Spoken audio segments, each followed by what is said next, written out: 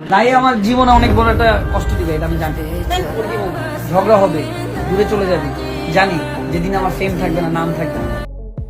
আফ্রিদিকে ধরিয়ে দিয়েছে তারই বন্ধু ও কাছের ছোট ভাই রাহি। একসময় যে কিনা আফ্রিদির চামচা ছিল, বন্ধুই বন্ধুর সাথে বিশ্বাসঘাতকতা করে, রাহি ঠিক সেই কাজটাই করেছে আফ্রিদির সাথে। আফ্রিদির সব তথ্য সিআইডিকে দিয়েছে রাহি, যে বিষয়টা খুব শকিং। যে রাহিকে আফ্রিদি দয়া করেছে, পরিচিত হতে সাহায্য করেছে, সেই রাহি আফ্রিদিকে ধরিয়ে দিয়েছে। আফ্রিদি কখনো ভাবতে পারেনি রাহি তার সাথে এমনটা করবে। আফ্রিদির বাবা গ্রেপ্তার হওয়ার পর আফ্রিদি হতাশ হয়ে পড়েন, কি করবেন বুঝে উঠতে পারছিলেন। তখনই মাথায় আসে রাহির কথা। সেই রাতেই রাহির বাসা নোয়াখালীতে চলে যান তৌহিদ আফ্রিদি। সেখানে গিয়ে আশ্রয় নেন আফ্রিদি, কিন্তু রাহি সেই খবর জানিয়ে দেয় বিদেশে থাকা এক সাংবাদিককে।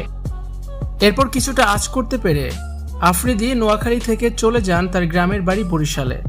তবে বেশ দেরি করে ফেলেন আফ্রিদি। ততক্ষণে আফ্রিদির সব প্ল্যান সাংবাদিকদের জানিয়ে দিয়েছেন রাহি।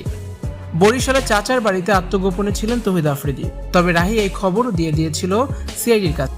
রাহির কাছ থেকে তথ্য পেয়ে অভিযানে নামে সিআইডি। সেখান থেকেই গ্রেপ্তার করা হয় তৌহিদ আফ্রিদিকে। আফ্রিদি যে বরিশালে ছিলেন এই খবর রাহি ছাড়া আর কেউই জানতো না। এমনকি প্রতিবেশীরাও জানতো না আফ্রিদি এই বাসায় ছিলেন। রাতের অন্ধকারে যাতে কেউ না দেখে সে সময় বরিশালে গিয়েছিলেন আফ্রিদি। আফ্রিদি একটি ব্লগে বলেছিল রাহি সবার আগে তাকে ছেড়ে চলে যাবে, তার সাথে বিশ্বাসঘাতকতা করবে। যখন তার কোনো নাম ডাক থাকবে না, তখন রাহিও তাকে চিনবে না, তাকে মনে রাখবে না। ঠিক তাই হয়েছে। রাহির জীবনে আফ্রিদির অবদান কিন্তু অনেক। রাহি বলেছিল তার চামড়া দিয়ে আফ্রিদির জুতা বানিয়ে দিলেও সেই ঋণ শোধ হবে না। আজ আফ্রিদিকে ধরিয়ে দিয়ে সেই ঋণ শোধ করেছে রাহি। ভিউয়ার্স, এই বিষয়টি নিয়ে আপনাদের কি মতামত কমেন্টস করে অবশ্যই জানিয়ে দিন।